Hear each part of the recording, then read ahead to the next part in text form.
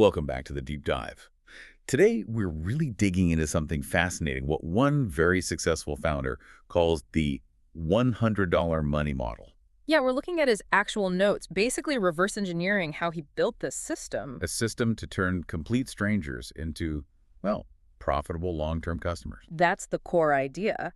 How do you set up a sequence of offers so you always make more from a customer than you spend getting them? And crucially, how do you cover those acquisition costs fast, ideally within, say, 30 days? And this isn't just theory. The story behind it is pretty compelling. This guy started literally sleeping on the concrete floor of his first gym. Right, totally broke. He'd spent everything. So he had to make this work.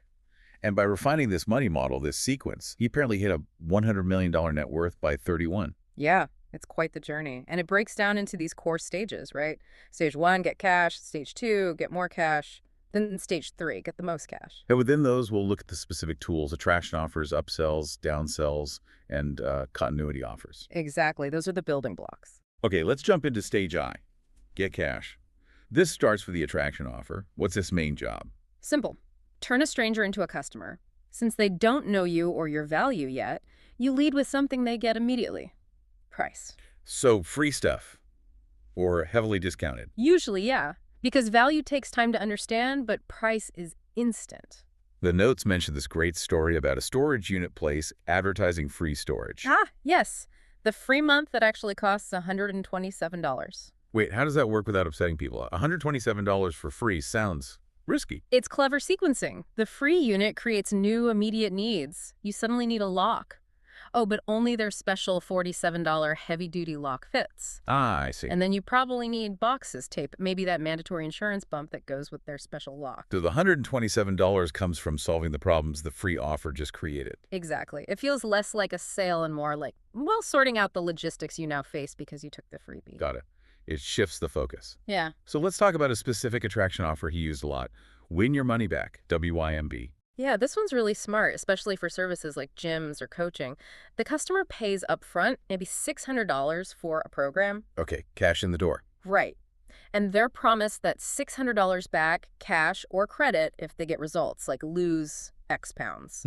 Or even just if they complete certain actions, like attend every session, log their food, whatever the requirements are. So you get the cash flow immediately.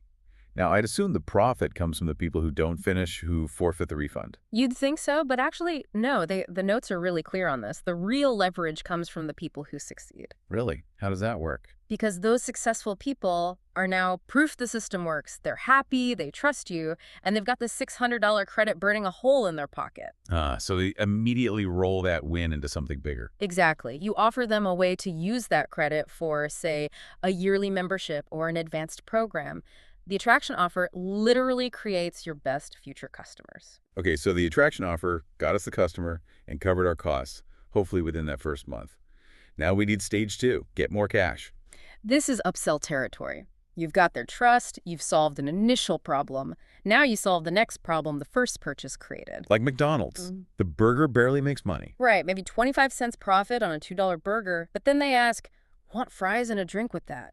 And suddenly the profit jumps like 8x, 10x, even more. Exactly. The first sale just buys you the right to make the second, often more profitable sale. So how do you get someone ready to spend more, maybe way more, than they planned? The anchor upsell seems key here. Tell us about the suit shop story. Okay, picture this. Customer walks in, maybe he wants to spend $500 on a suit. Standard enough. The salesman immediately shows them this incredible top-of-the-line suit for $16,000. $16,000. Wouldn't that just scare the $500 guy away? It's designed to create the gasp, as the author calls it. It sets an incredibly high anchor point. Then the salesman pivots. He shows the real suit he wants to sell, maybe a great quality one, for $2,200. Compared to $16,000, suddenly $2,200 feels reasonable, like a huge bargain even. Exactly. It reframes their perception completely. They often end up spending way more than their original $500 budget because the anchor made the actual price feel like a relief. That's powerful psychology. Yeah. What about for smaller items, like supplements, the menu upsell? Right. This bundles a few tactics. Instead asking, do you want this? Which is a yes-no. You ask which one they want. Yeah, the A-B upsell. chocolate or vanilla, takes no off the table. But then you add prescription upselling, Which is? telling them how to use it, like you assume they've already bought it, take 2 of these in the morning, that sort of thing. Okay, makes sense. But the really clever bit is unselling. Unselling, telling them not to buy something. Why? Builds massive trust. If you say, you know what, you probably don't need this one, but you definitely need these two, you shift from salesperson to trusted advisor. Got it. So they trust your recommendations more when you do push something. Precisely. That trust makes them way more likely to buy the things you actually recommend, which are probably the higher margin items anyway. Okay, upsells make sense. But what happens when the customer says no, even to the upsell? Do we just give up? Absolutely not. We're still in stage 2, trying to maximize that initial interaction. This is where downsell offers come in. But there's a critical rule. Which is? You must change the offer, either what they get or how they pay. Never, ever offer the exact same thing for less money. Why not? Seems like an easy way to close the deal. Because it destroys trust and teaches customers to always haggle. If they know saying no gets them a discount, they'll always say no first. Right, okay, so change the offer. One way is changing how they pay. Payment plan downsells. Yeah, and the psychology here is important. Frame paying in full as getting a discount, a reward.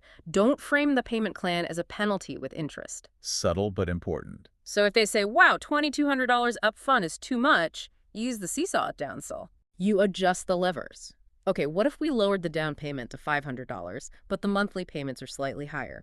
Or what if you put down $1,000 today and the monthly payments are much lower? You play with the numbers until you hit their cash flow comfort level. Makes sense. Find a way for them to say yes. What if payment terms aren't the issue, but the overall package? Then you change what they get. Exactly.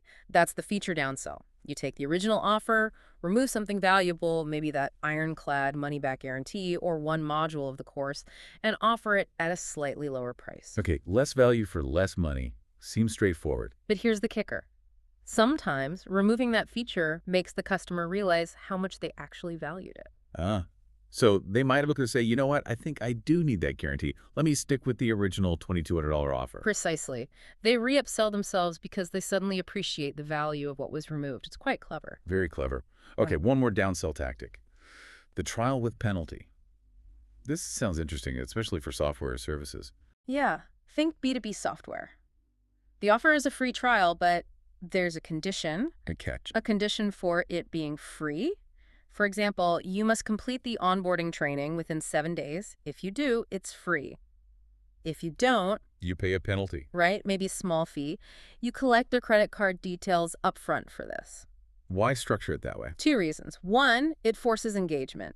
People who actually use the software during the trial are far more likely to see value and convert to paying customers.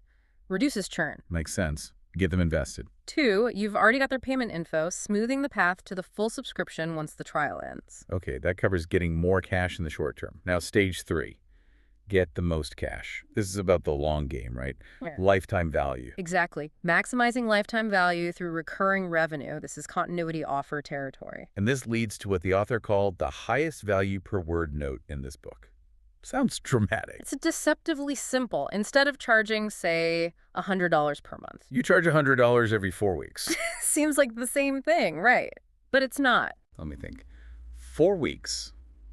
There are 52 weeks in a year. So 52 divided by 4 is 13. 13 payments instead of 12. Bingo. That's an instant 8.3% increase in annual revenue just by changing the billing cycle wording. Wow. And for a business with, say, a 20% profit margin? That 8.3% revenue bump could easily translate to a 40% or more increase in profit. It's huge and costs nothing to implement. Just changing the billing date logic? Yeah. Amazing. How does this tie back to that win your money back offer you mentioned? The winners roll their credit over. Right, the rollover upsell into continuity. That successful customer who won $600 credit. You don't just give them like 3 free months of membership. Why not?